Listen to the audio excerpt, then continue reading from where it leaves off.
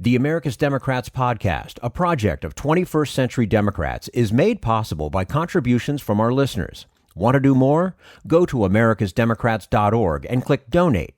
And thank you for allowing us to be your voice. And if you enjoy the show, please share it with your friends on Facebook and Twitter, and leave us a review on your favorite podcast app. This is the America's Democrats podcast, the weekly podcast for stand-up Democrats. I'm your host, Jim Cuddy. This week, Cliff Albright of the Black Voters Matter Fund on the political power of black communities to determine their own destiny.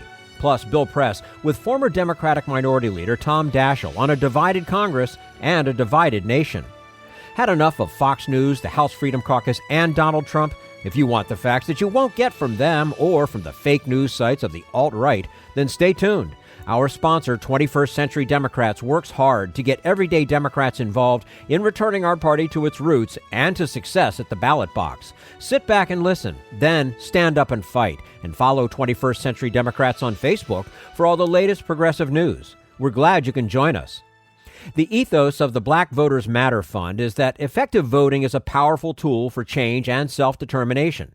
Co-founder Cliff Albright says that when that message is delivered in the right way, black voters are ready to hear it. And we say hello to Cliff Albright, co-founder and executive director of the Black Voters Matter Fund, which builds community and organizational capacity related to black voting power. He also hosts a weekly radio show and is the principal consultant at Strategic Cliff Notes. Cliff Albright, thank you so much for joining us today on the America's Democrats podcast. Thank you so much for having me. Our pleasure to have you with us. There's a banner on your website, and it states the following. Our goal is to increase power in our communities. Effective voting allows a community to determine its own destiny. With so much cynicism about politics and politicians, does this message resonate?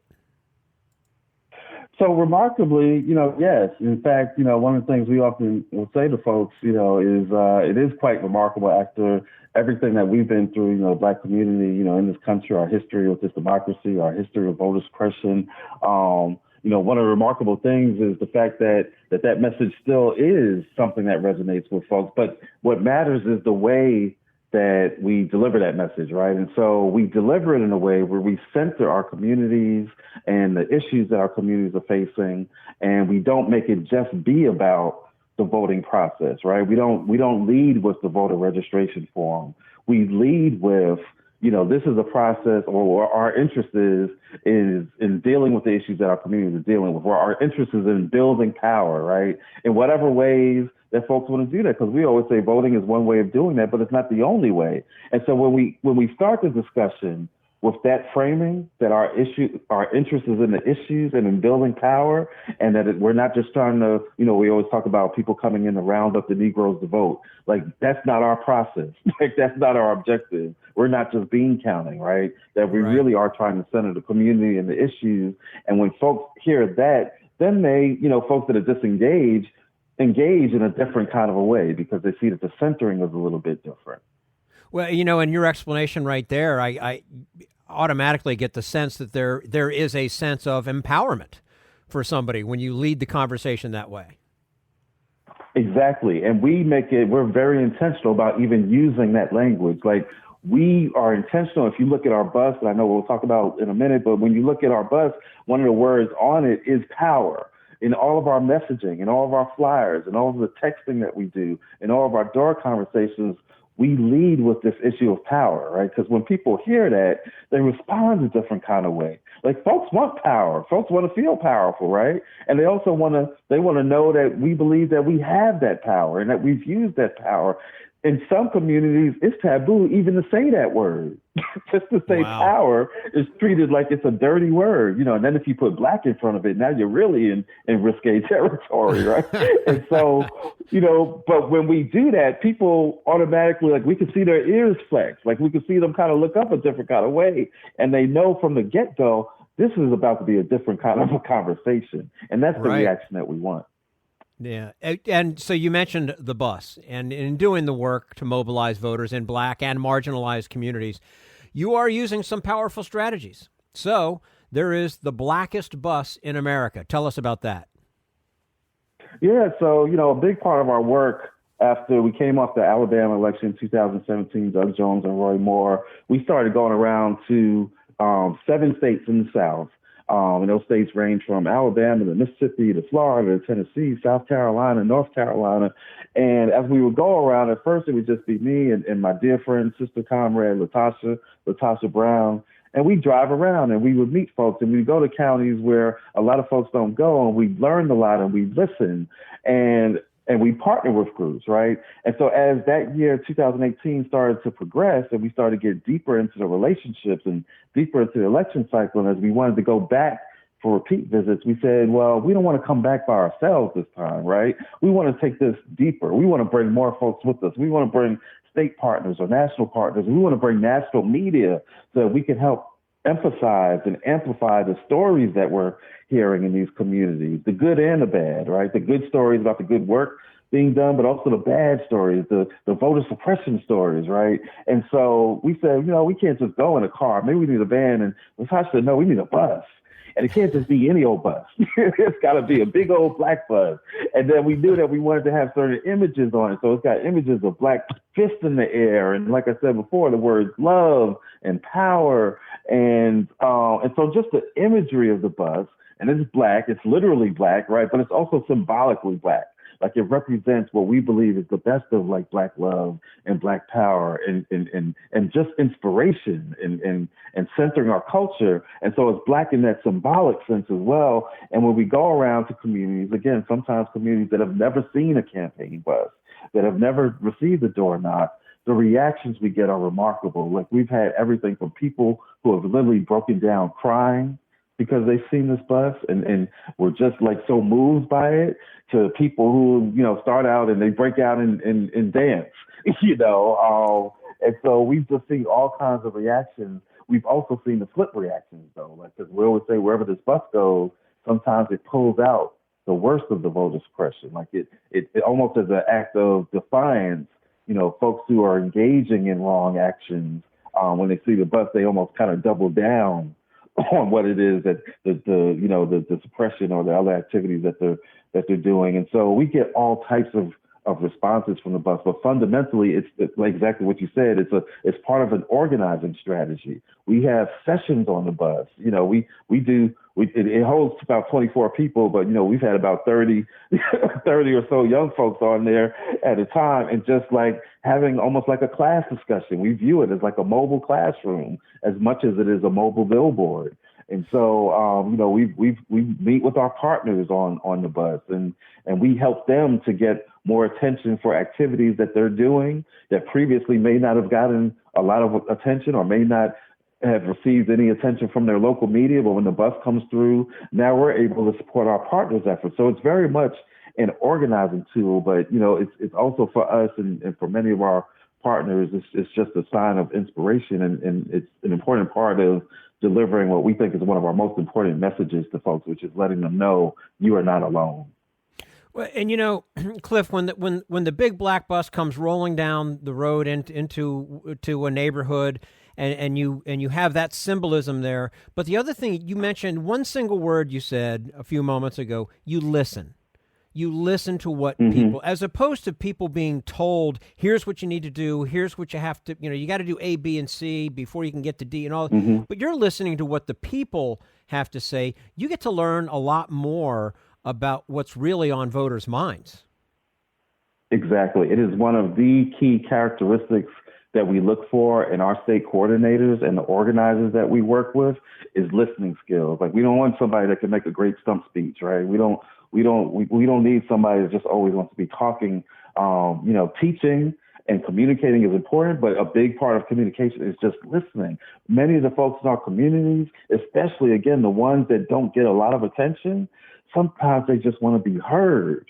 Like, sometimes we have community meetings or town halls where we know, look, the first hour of this is going to be nothing but folks just being able to vent. And that's okay. That's a part of the process. It's got to be a part of the process because that's what our folks need. They want to be heard. And so we really emphasize that listening piece. And then after, folks have vented or after folks have shared, after we've learned about the issues, because we always say it's a two-way process, right? We're trying to learn just as much as we're trying to give. In fact, even when we work with our partners on canvassing, part of what we encourage them to do is to have it be a two-way discussion, right? We're not just going to give out information about getting the vote out, but we try to include survey questions so that at each door we can ask, what's the most important issue to you? And we'll usually have it be multiple choice because we know that there are 5 or 6 issues that we run up against in all of our communities. It's gentrification and housing issues. It's criminal justice and police violence. It's environmental justice issues. It's education issues that people care passionately about, right? And so we'll include those as multiple choice items. And then folks can also give open-ended answers. But the main thing is emphasizing that when we go to that door, we're not just there to talk and give, but we're also there to listen to folks and learn from folks. And that we really value that. Absolutely. Now, you also have what is called a 5 Friends Pledge. How does that work? Yeah, so along with that listening piece is people listen best to people that they already know, right? They listen to trusted messengers, people that they already have relationships with, authentic relationships, right? And so we've done, and there are other organizations that do variations. Some people think of it as like a 3 friends thing or something, but we like we just like alliteration. We like 5 friends.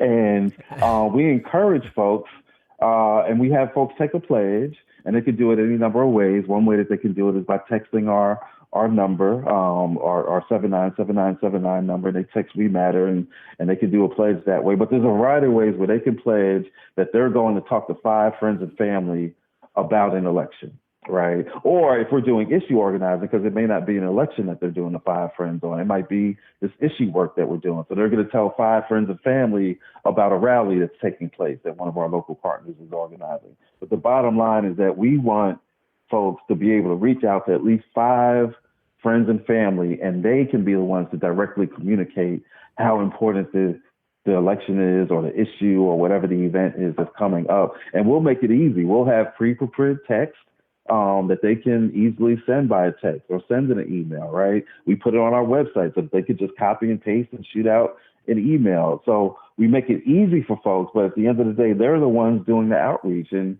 we know how this works. If we contact 100 people and each one of them tells 5 people, and then each one of those tells 5 people, next thing you know, you've got a message out that's far more effective than any TV ad that Bloomberg or anybody else is doing right now, because it's coming from their friends and family. And the other thing is you're going to need a bigger bus. There's that too.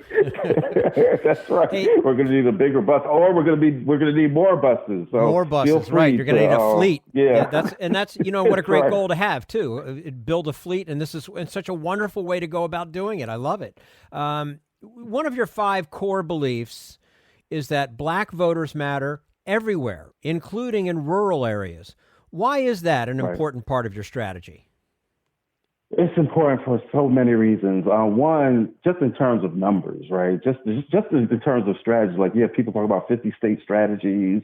Within a state, we believe that you've also got to have, in Georgia, 159 county strategy, or in Alabama, 67 county strategy. But for us, what that means is that there are pockets of Black folks, again, particularly in the South, but not just the South, where you've got rural Black folks. Like, you've got this whole narrative that came out after 2016 about, the white working class voter or the white rural voter, right? As if rural voters are only white. We got tons of Black folks in the South, in particular, that live in rural communities.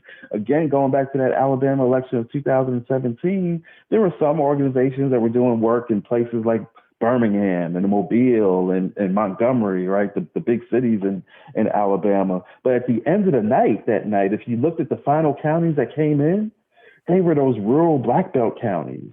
And when you looked at the collective vote that came out of those counties for Doug Jones, and when you added up the 11 or so Black Belt counties where we supported partners, the collective vote from that region was equal to some place like Montgomery or some place like Tuscaloosa, right? Or some place like Huntsville. And so when you lose the collective power of an entire region in Georgia, we're talking about southwest Georgia, in Tennessee, right? There's a lot of emphasis on Memphis, and surely you can't change Tennessee without changing and mobilizing people in Memphis. But you've got 5, 6, 7 counties around Memphis in West Tennessee that are strongly rural and heavily Black, right? And so when you leave out these pockets, then just in terms of just pure state strategy, you're missing out. But the other reason why it's important is because it's in many of those pockets where some of the worst practices, some of the worst voter suppression takes place. It's where it's actually birthed.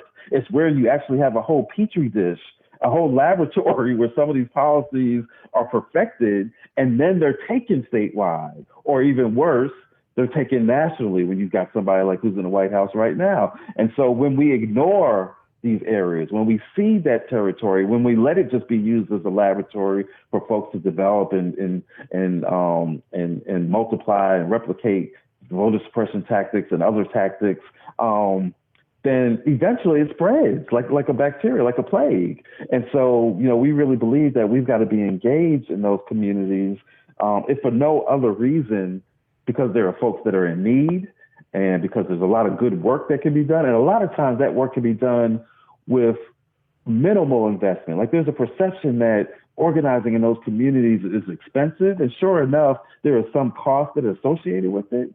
But there's also signs and examples of how there are communities where we just put $1,000 for an organization to do a little bit of outreach over, 3 or 4 weeks before an election. And like they take that $1,000 and you swear it was $1 million. And they're able to really make things happen. And so there's a lot of reasons why we got to pay attention to these rural communities. But fundamentally, and then the last thing I want to say on it is these are the types of communities that literally gave the country voting rights, right? Like it's places like the Alabama Black Belt, Selma and the surrounding counties. It's places like the Mississippi Delta that literally has given the rest of the country voting rights. And so we can't continue to ignore these communities, to underinvest in them, and then even worse, to assume like the folks there don't know how to organize. They know how to organize, they just don't have the investment that some other folks.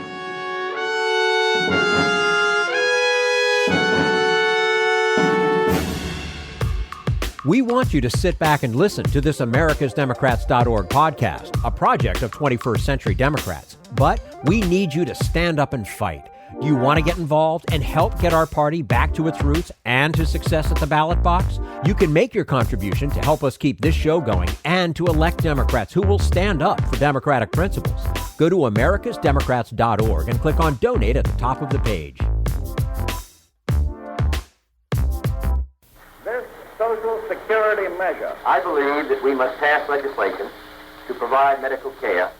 This is our tradition. When our grandparents came to America, it was the Democratic Party which said, welcome. It was the Democratic Party, the party of Roosevelt and Truman and Kennedy and others, who said that America belonged to all its people, not just a handful of the rich or a few giant corporations. That's why great leaders like FDR fought so hard for Social Security, and why JFK stood up to the insurance companies and their Republican allies to get Medicare. It's not just one thing, or one time, in one place. It's about a whole history of standing up to the Republicans and saying someone has to be on the side of regular working people in America, whether it's defending Social Security or just the way your loved ones are treated on the job. That's what the Democratic Party is all about. And that's why this message has been brought to you by the Democratic Party. Working people like you and me. Paid for by 21st Century Democrats. Not authorized by any candidate or candidates committee. We're talking with Cliff Albright about the Black Voters Matter Fund. We'll have more of that conversation in just a moment. But first, we turn to Jim Hightower, America's #1 populist, for his common sense commentary. We might expect that corporate billionaires and Koch-funded Republican right-wingers would be howl-at-the-moon opponents of a wealth tax, Medicare for all, and other big progressive ideas to help improve the circumstances of America's workaday majority. But Democrats? Unfortunately, yes. Not grassroots Dems, but a gaggle of don't-rock-the-corporate-boat fraidy-cat Democrats. These naysayers are the party's old-line pals, lobbyists, and other insider elites who are now screeching that Democratic candidates must back off those big proposals. Why? Because, they squawk, being so bold, so progressive, so democratic will scare voters. As one meekly put it, when you say Medicare for all, it's a risk. It makes people afraid. Excuse me, but in my speeches and writings, I say Medicare for all a lot.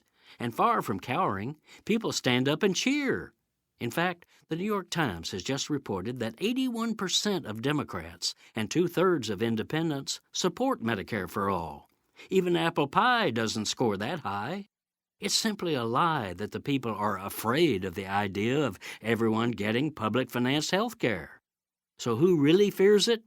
3 special interest groups: insurance company profiteers, big pharma price gougers, and the political insiders who are hooked on funding from these corporations. This is Jim Hightower saying, not only is it a pusillanimous fabrication to claim that the people oppose any changes stronger than corporate minimalism, it's also political folly. If the Democratic Party won't stand up for the transformative structural changes that America's middle and low-income majority clearly wants and needs, why would those people stand up for Democrats? As the 2016 presidential election taught us, a whole lot of the working-class Democrats the party counts on won't. If you'd like more of Jim Hightower's real populism, check out the Hightower Lowdown. Jim's monthly newsletter gives you the real lowdown on which corporations, by name, are doing what to the middle class, our environment, and our democracy. Each month, the Hightower Lowdown brings you facts you didn't know, along with actions you can take to fight back. It also comes with a sense of humor. Hightower believes we can fight the gods and still have fun. Plus, get this, it's cheap. Only $15 brings you 12 issues a year. For real populism, go to hightowerlowdown.org.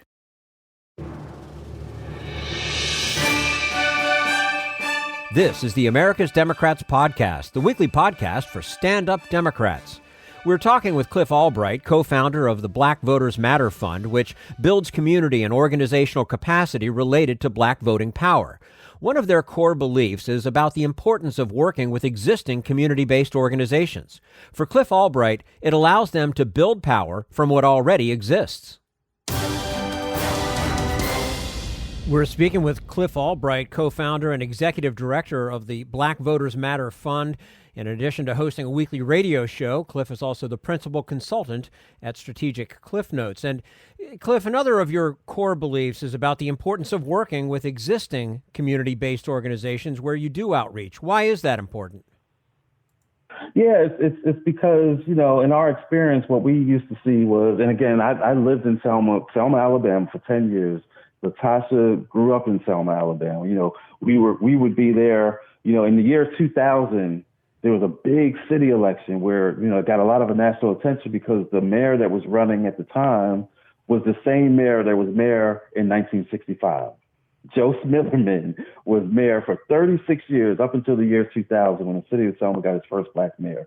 And so we've seen what it was like when organizations, sometimes the party structures, sometimes candidate apparatus would come in and they assume that there's no existing infrastructure and folks parachute in and you get experts coming from DC or New York or California and they don't really incorporate the local traditions and the local culture and the local resources, right? And again, they assume that none of that stuff actually exists, that there's no organizational infrastructure or no electoral infrastructure. And so we have the reverse belief, right? We start from the premise that in all of our communities, that infrastructure exists, right? Even when it exists and it looks differently than it looks in other places, or it looks different than what we think it should look like.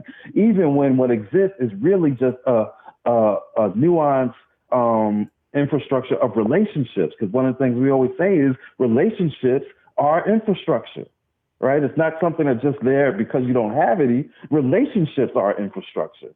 And so that's our starting point. And so we look for those groups. We look for the groups that have the authentic relations. We look for the grandmama on the street corner who doesn't have a 501c3, but if you ask her to get 50 people to turn out to church, she can make it happen, right? And so we look for the existing organizations and we try to get them support in ways that they may never have ever gotten support. And if they want to become more formalized, If they want to become a more formal entity, if they want to file for a 501c3, we'll even help them do that. But at the end of the day, we know that they can do more with the types of resources that we bring. And it's not always financial. Sometimes it's just tools. Sometimes it's technology. Sometimes it's introducing a community group to peer-to-peer texting and just seeing their reaction when they figure out that they themselves, with 10 people in a room, can text like 20,000 people in a 20-minute period, right? And so sometimes that's the nature of the investment. But the bottom line is that those groups that are already there, that have relationships, that know their community, that knows their culture and their traditions, they can do a lot more if they're invested in the right way than anybody else can do just parachuting in and acting like they know everything. Well, getting people to the polls is one side of the challenge, of course. But getting politicians to care about black voters is the other. Do you have any sense the needle is moving on that? We really do, and again, I think, you started to hear some of it after the 2016 elections where folks noticed that, black women, 98% of black women voted for Hillary, right? And then you saw it again after Doug Jones in 2017, where it was really, the black vote and again, black women, not just as voters, but even as organizational leaders who really help make the difference in that election. And so, you over the past couple of years, you started to see a growing recognition of the role that black voters play. And you've seen it. Part of the reason we named our 2018 bus tour the South is Rising tour is because we were seeing this. We were seeing that there's something bubbling up, and even in the South, and even amongst black voters that are creating a different kind of a South. It's what gave birth to Stacey Abrams' campaign. It's what gave Andrew Gillum a surprising victory in the Democratic primary that nobody expected, and then brought him right on the verge of becoming governor in Florida, right? But that black voters increasingly are being recognized, even in terms of the debates that we're seeing right now over, where should the first primaries be? And trying to make sure that they're doing it in states that are more reflective of who actually makes up the base of the party and who has the energy that can impact a national election or even local elections, right? Because that's also a big part of the story. We don't just focus on the national and the Senate races, but on these local races too. And so part of our biggest wins and stories that we try to amplify are the many, many cities just in the past year where you've had black mayors that have been, the city of Montgomery, the historic city of Montgomery, Alabama, that's like 60-something% black, has never had a black mayor until a couple of months ago.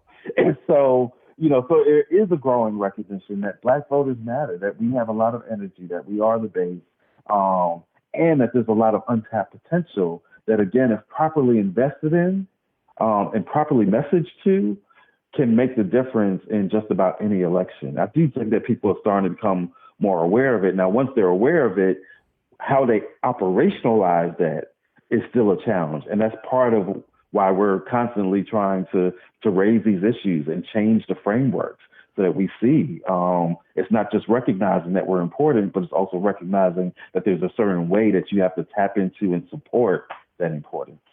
Mm-hmm. Now, some of the specific issues you focus on, one in particular, criminal justice reform. How do you shape an electoral strategy to make an impact on this issue? Yeah, that's a great question. I think one of the things, and for a long time, there was a whole lot of debate about the Black Lives Matter movement. And people say, oh, well, what's your goals? And, oh, you're just protesting, right? Without a doubt, what you saw happen with that movement, and you've seen a couple of things. One, you saw the very nature of changing the types of protests, right? And kind of eliminating or transforming, the respectability protests, and so, and then that in turn impacted other movements. Like, I think there's a straight line from Black Lives Matter to, the March for Our Lives, Sure. But also coming out of that movement was a growing understanding of the importance of DA's races and judge races and district attorney races, right? And so even if you look at like the epicenter in Ferguson in St. Louis and the way that they got rid of that DA that, refused to or failed to act on the Mike Brown shooting, right? And replaced it with, like, even this whole notion of progressive DAs, right? Or a progressive attorney general, the thing that plagued Kamala Harris's campaign, like this whole notion of progressive DAs that we're seeing popping up in cities, that's come out of that movement, right? And so that's a big issue that we also take on. When we go to local communities, we're not just talking about the U.S. Senate races and the congressional races and the presidential. We ask partners where there are places where you're trying to get rid of a sheriff that's been particularly oppressive in the community, a sheriff that's run a particularly harmful or neglectful prison system in their county, right? Where there are DAs that have been leading the way in over-incarcerating our communities. So part of the way that we take on that criminal justice issue is by targeting and supporting groups that are trying to organize around those types of issues. Another way that we do it is by dealing with some of the other issues and policies associated. So like you've got communities where large numbers of people don't have their driver's licenses because of fines and fees in their communities. Like it's always known, like in a lot of these small communities, there's always like a municipal court day. Maybe it's Tuesday or maybe it's every Tuesday or Thursday where you go in and you see all the folks that have these municipal fines, the traffic tickets and all that. And you could be in a community that's only 50% Black or less than that, but guarantee when you go in that courtroom on that municipal day that 90% of the folks sitting in there are Black and brown. And so you got whole communities. And then we know that some of the violence that we see stems from that. So like a Philando Castile or somebody who loses their lives in something that started as a traffic, a traffic citation, or started with an outstanding arrest warrant, from something trivial, or started with a suspended driver's license. And so there's a financial burden, but there's also a real life, like life or death issue that's associated with a lot of these criminal justice issues. So sometimes what we do is we support groups in trying to address those issues, like trying to address the issues of what the fines and fees are, and trying to get driver's license reinstated, or trying to get fees waived, trying to create community-centered amnesty programs versus the strictly, governmental amnesty programs, which often aren't successful because fundamentally people don't trust them, right? And so, so that's part of the answer that we try to push. We try to support groups that are trying to deal with bail reform, ending cash bail, right? And modifying those policies. So there's a range of ways. And then, if there is an issue of like over policing, recent issue of police violence, or a community, like a perfect example is our partners in Nashville, where they wanted to get, because of recent police shootings, they were fighting to get a community oversight board. So we supported them. We gave them resources, money, vehicles, transportation, to help them do a petition campaign to get that issue on their local ballot. And then once it was on the ballot, they had to fight against conservative politicians. They had to fight against the police union to get that ballot initiative passed, and they did it. In a place like Nashville, in a state like Tennessee, they were successful. And so what we've seen is that when we center these issues, when we raise awareness around them, and when we get the right types of support to local partners, magic can happen. Mm-hmm. Absolutely. Cliff, about a year ago or so, you wrote a piece for The Guardian titled "The Real National Emergency is the U.S.'s Damaged Electoral Process." And you were writing about practices such as voter suppression and gerrymandering. So that was a year ago. Right. Are we still in that same place? And where do you see the best work happening to fight back? Yeah. So unfortunately, we are still in that same place. We're still dealing with a lot of those same issues. In fact, they've gotten worse in some cases, right? We know about a stolen election right here in Georgia. Just a couple of months ago, in fact, within like a 2-day period, you had a combination between two states. I think it was here and Ohio, maybe, but within 2 states, you had a combination of 500,000 voters purged. Like in a 2-day period, 300,000 here in Georgia, 200,000 in another state, and for similar reasons, right? The purging of the list. It's particularly targeting folks. It's the so-called use it or lose it policies, which the Supreme Court has supported in a recent court decision, where if you don't use your right to vote, then you can lose your right to vote. You can be purged from the list, basically, which is just crazy, right? We don't see that with any other rights, really. Like I got the freedom of speech, but if I don't speak out against somebody over a 6-year period, y'all gonna tell me I no longer have the freedom of speech? Like, you didn't exercise your freedom of speech. Now you gotta re-up it.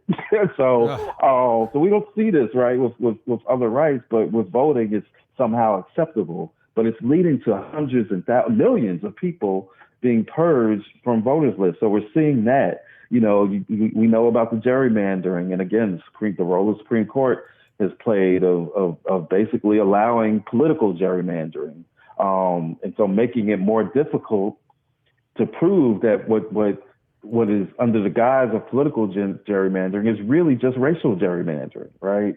Unless you've got the smoking gun, like you've got in North Carolina, where the folks are on record as they were creating the bills or creating the laws to say, we're targeting Black people. Right.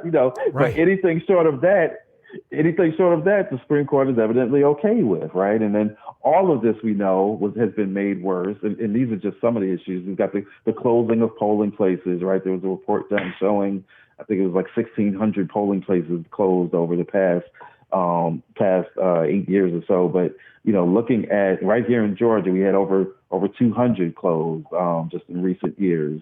And so you've got all these issues. You've got the photo ID, and all of this is made worse since the gutting of the Voting Rights Act 7 years ago. And so yeah, right now we are pretty much in the same spot, but what we have is we've got a great network of organizations that are dealing with these issues. You've got from folks that are trying to raise awareness and doing outreach like what we do, to folks like Fair Fight, Stacey Abrams' organization, which started off right here in Georgia, but now they're working in multiple states around the country. You got the ongoing work of incredible legal partners such as the Legal Defense Fund and Advancement Project and I'm leaving somebody out, but you've got the work that's going on of folks that are doing election protection in all of these states. But again, all these efforts have got to be supported, right? I would love if Bloomberg and Steyer alone, like their best contribution to democracy, could be fully funding and supporting the organizations that are doing work around these issues of election protection and fighting against all these different forms of this Republican playbook that has been developed over, a couple of decades now. And so we're kind of in the same spot, but we're fighting and we're seeing some results. One thing, though, and the last thing I have to say on this, though, is because it's a particularly insidious part of these voter suppression tactics, is the attacks on or the use of voter prosecution, so-called voter fraud prosecution. And what we're seeing is that these things are being used and targeted not against the real suppression that's taking place, not against the examples like in North Carolina. We all know about the 9th Congressional District, where the Republican candidate was and his team were basically stealing absentee votes. But those aren't the things getting prosecuted. What's getting prosecuted is folks we had here in Georgia, in Quitman, Georgia, or folks like a young lady who right now is in jail for 15 years in Mississippi because of so-called voter prosecution case, right? And a lot of these things are being targeted against a combination of Black activists who are just trying to help people register to vote or trying to help people actually go about voting, right? Or they're targeted not just against generic Black activists, but more targeted against Black elected officials.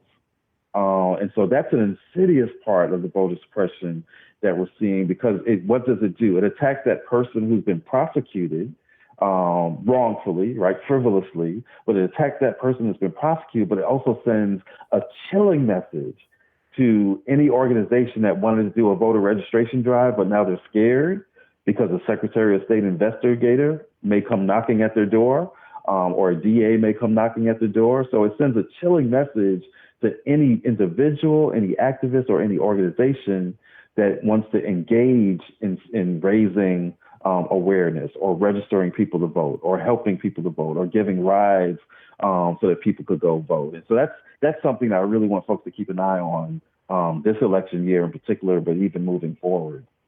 You know, the saddest thing to me as we're having this conversation is I feel like I'm talking to you and it's 1950. You know, I just, the fact that we're in the 21st century and we're talking about what we're talking about is unnerving to me. It really is. But let's not end it there. I want to close on something that you wrote in the Washington Post. It was that when black voters matter, progressives win. But Cliff, do white progressive politicians remember this enough? I don't think they do. But again, I think that it's changing. I think the awareness is changing, and we're starting to see signs. When I wrote that article, it was around getting folks to see that we've had these victories, like here in Georgia, that when you put more of an emphasis on black voters, you can have a Lucy McBath that could win, right? Versus just the previous election cycle where you had another candidate that got a lot of national attention but didn't invest as much in black and brown voters, and he wasn't successful. And so I think there's a growing awareness around it, but we definitely are not where we need to be on that. It's still definitely a struggle because at the end of the day, you've still got, there's this, this preoccupation with trying to convert Trump voters, moderate voters, whatever you want to call it, to the exclusion of folks that we know would be supportive, right? That we know are already progressively minded, that they would help get progressive victories if they could just be touched and contacted and talked to, right? And so there's still a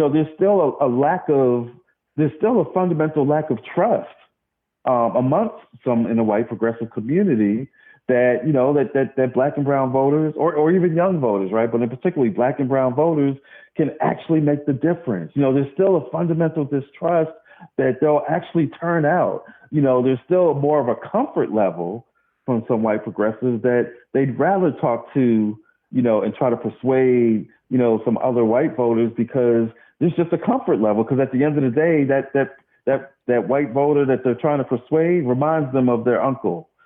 Or their auntie, or the mom, or whatever it is, and so there's a comfort level that I kind of believe that I can convince this person, right?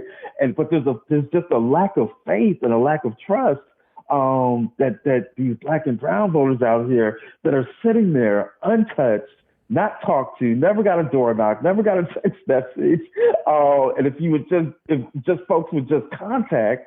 And not just contact, but contact in an authentic way where they're actually dealing with their issues, like the issues that are on their mind. And that's a part of the problem too, right? That sometimes there's just a lack of understanding of what those issues are. And so, I'm not going to engage in that conversation because I'm really not sure how to deal with those issues or how to even talk about those issues. So there's this disconnect. And part of what we're constantly trying to tell folks is, look, if you know that these folks are there, you got to figure that out. Once you figure it out, the results are there. The proof is in the pudding, right? Yeah. But you have people who will continue to try a strategy that, like people look and say, oh, well, at the end of the day, Andrew Gillum didn't win in Florida, right? So that strategy must not work. Now, you've had a ton of mediocre white guys, right, who tried the persuasion right, and it didn't work. And yet you still got a whole consulting class that says, but that's the winning strategy, right? It's been tried repeatedly, but it doesn't work. But I know it's the winning strategy. We're going to get it. We're going to get it. And then you have this transformative campaign that gets more votes. Stacey Abrams got more votes than any Democrat in the state, right, has ever gotten. And you still have people say, oh, but she lost, but she didn't, right? It was stolen. That's another story. But You still have people that'll say, oh, that strategy must not be an effective strategy because she didn't win. So let's go back to the other strategy that we've been doing cycle after cycle after cycle, and it keeps losing in the state. But for some reason, I'm more comfortable with that strategy. I think that's really the winning strategy. It makes no sense. So I think there's a growing awareness that there's got to be a shift, that there's got to be understanding of reaching out to these Black and brown voters, and that when we do so, that progressive candidates can actually win. We're getting there, but we're not there yet. Yeah, well, we will get there. Your work is one of the ways that's going to happen, and that's much appreciated. Cliff Albright, co-founder and executive director of the Black Voters Matter Fund, also hosts a weekly radio show and is the principal consultant at Strategic Cliff Notes. Cliff, thank you so much for your time with us today on the America's Democrats podcast. Would love to have you back again and talk about more of this soon. Definitely, would love to. Thank you for having me. You're quite welcome. And this is the America's Democrats podcast, the weekly podcast for stand-up Democrats.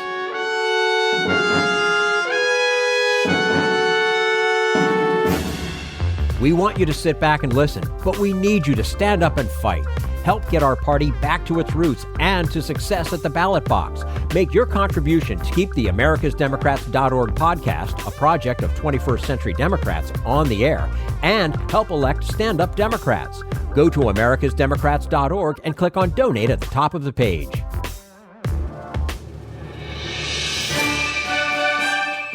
This is the America's Democrats podcast, the weekly podcast for stand-up Democrats. And now Bill Press talks with former Democratic Minority Leader Tom Daschle about impeachment, the politics of justice, and the future of the Trump presidency. As you've been watching this impeachment trial of Donald J. Trump, what are your thoughts?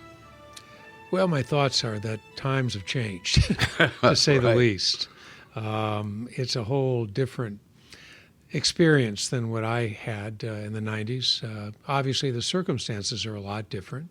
In Bill Clinton's situation, it was more a personal matter. In this, it has to do with fundamental questions about the rule of law and how we might view abuse of power and checks and balances that come with it.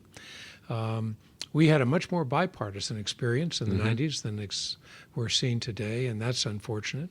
We didn't have to contend with cable news and social media like they have now, nor did we deal with a president who was unwilling to cooperate.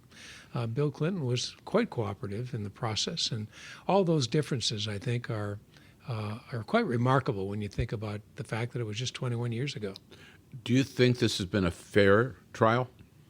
I do. I think it's been fair in one respect, that people have been given an opportunity to express themselves and to be heard. It's unfair in another context, and that is the lack of witnesses, I think, really present a real question as to the degree to which all the facts are known.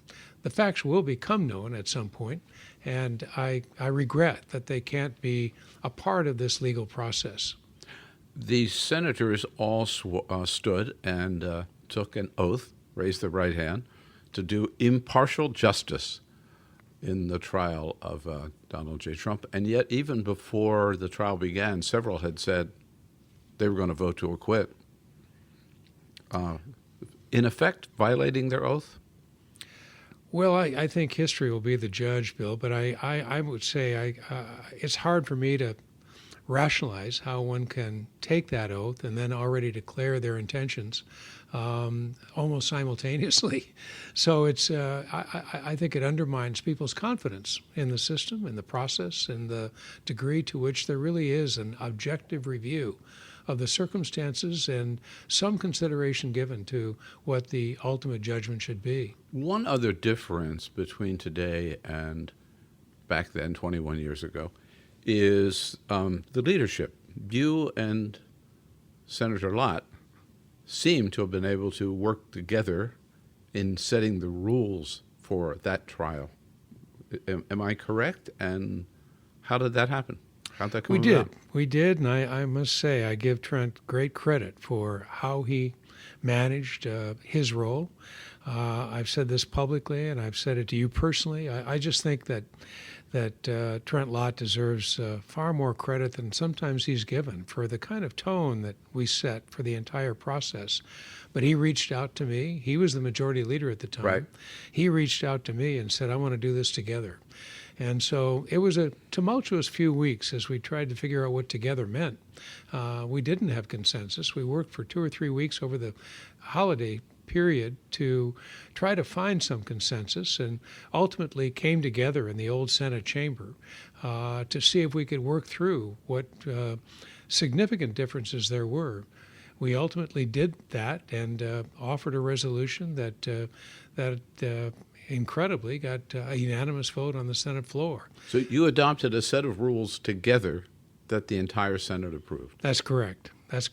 And let me emphasize again, it took about a month to get there, but we wouldn't give up. And we really tried as hard as we could to reach out to the disparate elements within our caucuses to try to figure out just what we needed to do to get to that unanimity. When you look at I know they're now being called the Trump 51, the Republican senators who voted, we don't want to hear any witnesses, some of whom you served with, why do you think they would vote that way? They don't want to hear the truth? They're afraid of Donald Trump? What's your read? I don't know that you can generically categorize all their motivations, and you have to really give them the opportunity to express themselves. If I had to guess, I would say it's primarily 3 things. First of all, it's a belief that the president's actions did not rise to the level of impeachment and conviction. That's a legitimate argument. Many of us came to that conclusion for Bill Clinton. The second one, however, is intimidation. I think the president has been enormously effective in intimidating his Republican colleagues, especially in the House and Senate. And third, I think that intimidation has led to a political lack of confidence and a fear, a paranoia about the political consequences of veering too far away from the mainstream within the Republican ranks today. One thing, by the way, how would you vote if you had to vote today? Oh, I would have voted to convict. I think the president created a set of circumstances, and we probably don't even fully appreciate the magnitude of not only this instance, but so many other instances that fall outside the realm of political and presidential behavior that really has to be addressed. One thing you and I have talked about before, and also with Senator Lott, is and I know you care deeply about, is the institution of the United States Senate. That's been hurt by this process, hasn't it? No question. I think the real question now is how irreparable it's been hurt. It's not the Senate that the Founding Fathers envisioned. The Founding Fathers expected the Senate to be the checks and balances required in any democracy, in any democratic republic. And we've veered far, far away from that role today, and I'm concerned about the implications. I'm concerned about what this may do to embolden President Trump in the coming year, in the coming 5 years, if he's reelected. I'm concerned as well about lowering the bar on presidential behavior just overall for future presidents.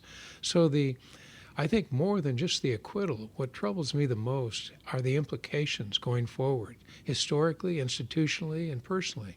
Right. I mean, the senators, again, in effect, are saying the president he said, I have Article 2, and that enables me to do whatever I want as president. And in effect, they said, right on. That's correct. Yeah, and it's going to be hard. Someday the roles will be reversed, and I'm curious as to whether those same Republicans would feel just the same way if it were a Democratic president. I suspect that they wouldn't, and therein lies the real challenge. How can we constantly find the reverse role-playing that occurs depending on who's in what office? Do you think the Senate can still call itself the world's greatest deliberative body after this experience? Not today. But unfortunately, as I look around the world, Bill, as I know you have, I have a hard time finding many deliberative bodies today. Democracy is not what it used to be, and I think we've got to do a lot of work to ensure that democratic republics all over the world, the institutions around those democratic republics can be strengthened. But today, there's very little deliberation, and that certainly includes the United States and the United States Senate. Do you fear that the Congress has given up too much of its authority to the executive? It has. We've been doing that now, though, for some time, over the years. I mean, we haven't declared war, as you know, since World War II. We still use the AUMF from 2001 for all military actions that go forward. Mm-hmm. So we've delegated responsibility not only on matters involving war and peace, but budgetary matters as well, giving the president wide latitude to interpret how money would be spent. And we've seen that on the wall especially. Right. And this latest is Congress may appropriate money and provide money to an ally to fight an avowed enemy, and yet the president doesn't want to give them to him unless he gets a favor in return. That's correct. And apparently without regard for concern for decisions made through the institutions of Congress. Jumping from the Senate alone to Congress in general, again, something that you and Senator Lada and I have discussed a couple of times, it's no exaggeration to say, in fact, maybe it's an understatement to say that Congress is bitterly divided today. And it wasn't always that way. Yes, I think of you and Senator Lott. I also think of George Mitchell and Bob Dole working together and working with the Speaker to get things done. What happened? Oh, I think a lot of things have happened, Bill, over the years. I blame the airplane in part, and that's my shorthand for the fact that lifestyles for members of Congress have changed dramatically. They leave on Thursday, they come back on Tuesday, and we try to run the country on Wednesdays. About 100 of them sleep on their sofas every night, and I think that's just public housing I can't support. But I think that in addition to the airplane... So the result of that is that they're not here to have any family time together or social time together or just getting to know each other. There's very little relationship building today. In fact, it's noteworthy when people are publicly seen, Republicans and Democrats are seen in a restaurant together, people take note of that. But I've actually literally had members on the Republican side who have said, I'd love to work on something, but I'd rather make this private. I don't want to be known that I'm doing it. And that goes to another problem. The primary process is out of whack today. Whether you look at the Iowa caucus where 20% of the voters are going to participate, or you look at most primaries today where it's in the low teens in some cases, or very low turnout, primaries have become a distorted sense of democracy, and they become far more important than the general election. The money chase is way out of whack. We're going to spend somewhere in the vicinity of $10 billion in this election cycle. And, that money chase where members have to spend 2/3 of their time in the last 2 years raising money, all that. And then I would simply add social media. Members of Congress all the time, nonstop. Right. They're up every 2 years. And then the social media has created an environment where truth is just the option. And because truth is just an option, it's harder and harder to ascertain the facts. You put that whole volatile mix together, and you've got dysfunction. Dysfunction to the extent where compromise is viewed as capitulation today. And as long as compromise is capitulation, compromise, in my view, is the oxygen of democracy, and compromise today is a rarity. And some people consider a four-letter word. A four-letter word, exactly. Right. Is there any way to fix it? Well, it's too simplistic to say this, but I do believe it starts with real leadership. This isn't the only time we face this. We saw enormous disruption in the 60s. We saw it in the 30s. We've seen it at various times throughout our history. We saw it in the 1850s, of course, with the prelude to the Civil War. But it's always taken leadership. It's always taken people with political courage, with a backbone, with a vision, with a willingness to bring people together. And it's going to take again.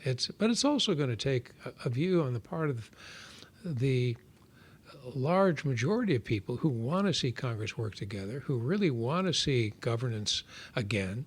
And we've just not seen that. I will say, if I'm looking for a silver lining, it's the interest people have today in running for office. We had more women and more candidates who have offered themselves in the last couple of cycles than at any time in history.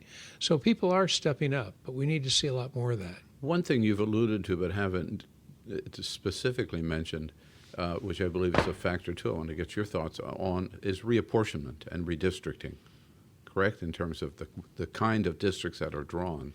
That's right.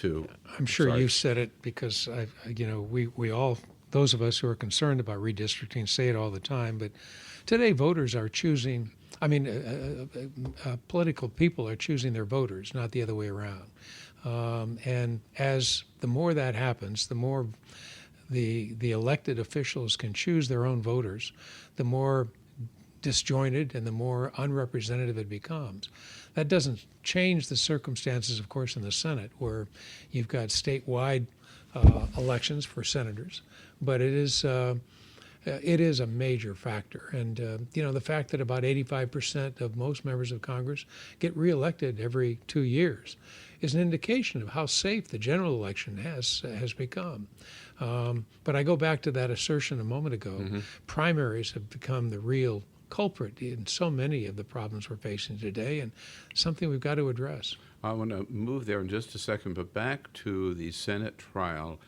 We're assuming, and as we speak here the day before, that the Senate is going to acquit Donald J. Trump, President Trump.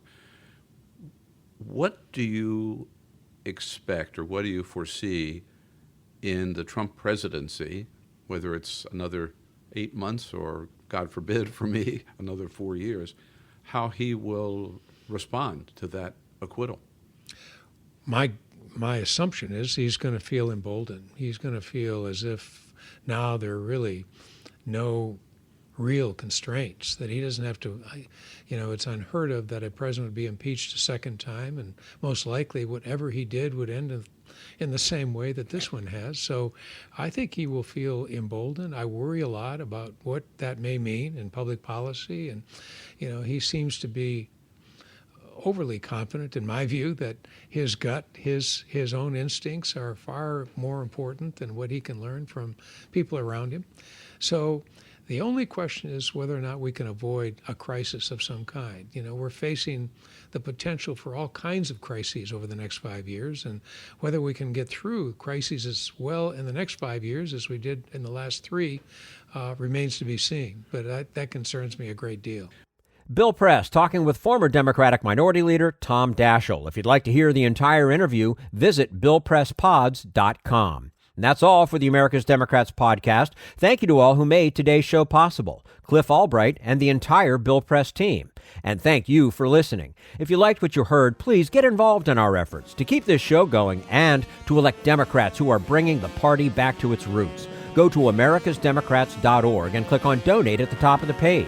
And be sure to find 21st Century Democrats on Facebook and Twitter, and leave us a review on your favorite podcast app. For the America's Democrats podcast, I'm your host, Jim Cuddy. We want you to sit back and listen, but we need you to stand up and fight. Join us. Support the americasdemocrats.org podcast, a project of 21st Century Democrats, and help elect Democrats who will stand up for democratic principles with your contribution today. Go to americasdemocrats.org and click on Donate at the top of the page.